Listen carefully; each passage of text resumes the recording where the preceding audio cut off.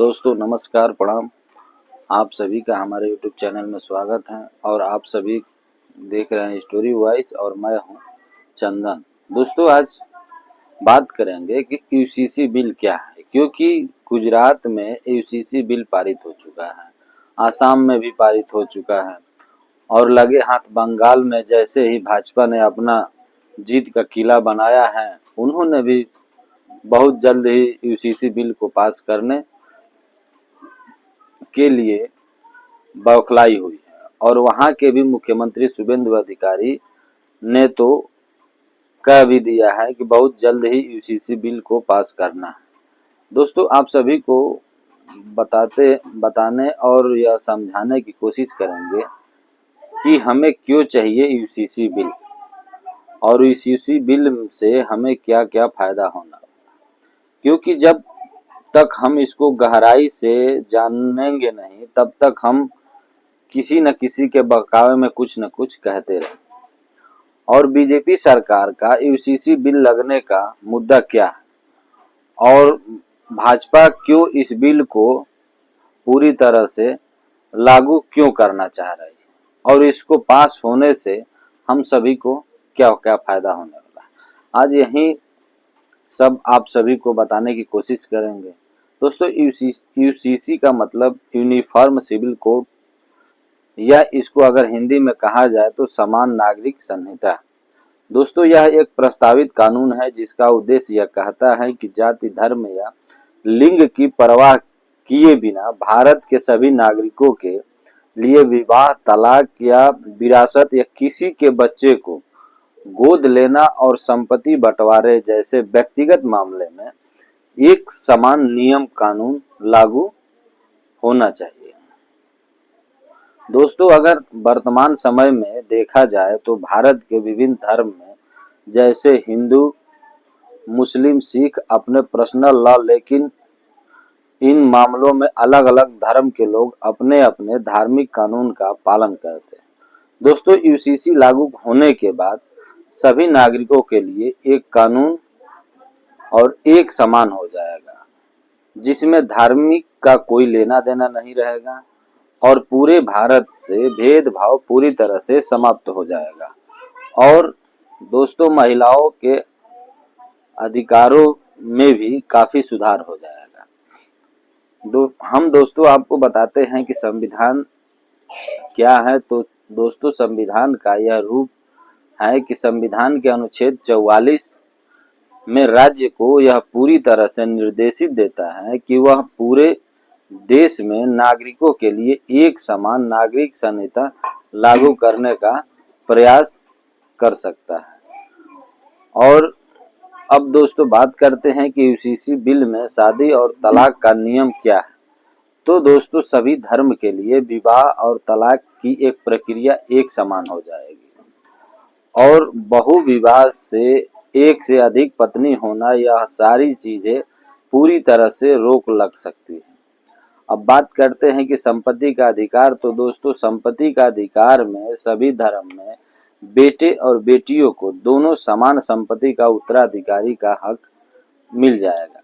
इसमें सबको बराबर संपत्ति में हिस्सा मिलेगी। दोस्तों सबसे खास बात यह है कि अगर आप सभी के भी बच्चे गोद ले लेते हैं, आप किसी के भी बच्चे को गोद ले लेते हैं तो गोद लेने के भी नियम सभी नागरिकों के लिए एक जैसा हो रहेंगे।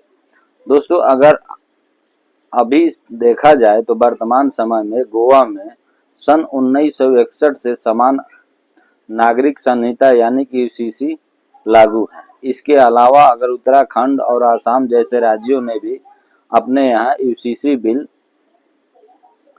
को पारित कर इसे लागू भी कर दिया है। दोस्तों अगर इसको आप सीधे भाषा में समझा जाए तो यह एक सामाजिक मामलों से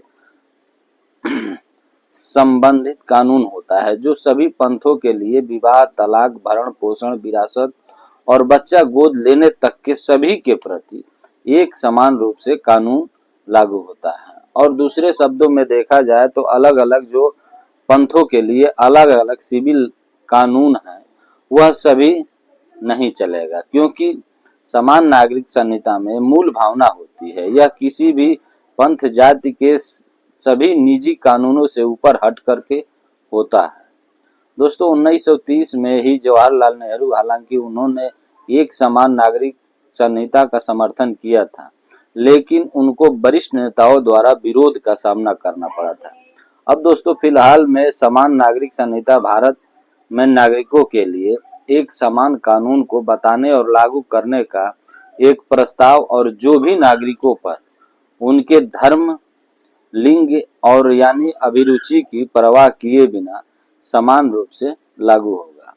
और दोस्तों वर्तमान में विभिन्न समुदायों के व्यक्तिगत कानून उनके धार्मिक ग्रंथों द्वारा शासित होते हैं। दोस्तों पूरे भारत देश में समान नागरिक संहिता लागू करना भारत की एक सत्तारूढ़ यानी कि भारतीय जनता पार्टी द्वारा किए गए विवादवादों में से एक है, और यह भारतीय राजनीति में धर्मनिरपेक्षता के संबंध में एक महत्वपूर्ण मुद्दा भी बन चुका है। और इस शरिया और धार्मिक विधि रिवाज में की रक्षा में भारत के राजनीतिक वामपंथी मुस्लिम समूह और अन्य रूढ़वादी धार्मिक समूह और संप्रदायों द्वारा विवादित बना रहेगा। और विवाद इसलिए बढ़ते जा रहे हैं क्योंकि अभी व्यक्तिगत कानून सार्वजनिक कानून से अलग है। दोस्तों इसी बीच संविधान का अनुच्छेद 25 और 28 भी कहता है कि भारतीय नागरिकों को धार्मिक स्वतंत्रता की पूरी तरह से गारंटी देता है और धार्मिक समूह को अपने स्वयं के मामलों में प्रबंधन करने के लिए भी अनुमति देता है। और संविधान का अनुच्छेद 44 जो कहता है वह भारत राज्य से अपेक्षा करता है कि वह राष्ट्रीय नीतियां बनाते समय सभी भारतीय नागरिकों के लिए राज्य की नीति, निर्देश तत्व और समान कानून को लागू करे। दोस्तों सब कुछ तो ठीक है, लेकिन भारत की आजादी के बाद हिंदू कोड बिल पेश किया गया था, जिसने बौद्ध, हिंदू, जैन और सिख जैसे भारतीय धर्म के विभिन्न संप्रदायों में बड़े पैमाने पर व्यक्तिगत कानून को संहिताबद्ध किया गया था और उसमें सुधार भी किया गया था। लेकिन इसमें ईसाइयों, यहूदियों, मुसलमान और पर्सनल को छूट दी गई थी, जिन्हें हिंदुओं से अलग समुदाय के रूप में पहचाना गया था। इसलिए आज इतना बड़ा सवाल और बवाल दोनों बना हुआ है। दोस्तों हालांकि समान नागरिकता कानून उस वक्त कमजोर पड़ने लगता है जब तथाकथित सर्कुलरों के नाम पर मुस्लिम तलाक और विवाह कानून को लागू कर दिया जाए, तो क्योंकि 1929 में जमीयत अल उलेमा ने बाल विवाह रोकने और मुसलमानों की अवज्ञा आंदोलन में शामिल होने की अपील की, और इस बड़े अवज्ञा आंदोलन का अंत उसे समझौते के बाद हुआ, जिसके तहत मुस्लिम जजों को मुस्लिम शादियों को तोड़ने की अनुमति दी गई थी। दोस्तों यही सब छोटी छोटी गलतियां आज इतनी बड़ी समस्या बनकर उभर रही है। भारत में सबको संविधान के हिसाब से चलना चाहिए, लेकिन जहां उनको पीड़ा होने लगती है वहां वह अपने अलग ही शरिया कानून बताने लगते हैं।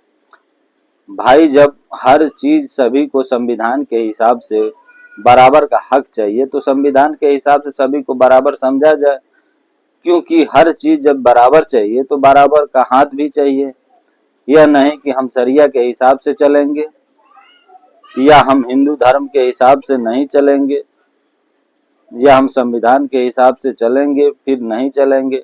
तो इसी के हिसाब से सबके लिए एक बराबर कानून होना चाहिए, चाहे लड़का हो या लड़की, या जमीन हो या जायदाद, सभी को बराबर का हक होना चाहिए। दोस्तों अगर सभी को हमारी वीडियो अच्छी लगी है तो आप लोग हमारे चैनल को जरूर सब्सक्राइब कीजिएगा और अपने दोस्तों में शेयर कर दीजिएगा। नमस्कार, प्रणाम, जय हिंद, जय भारत।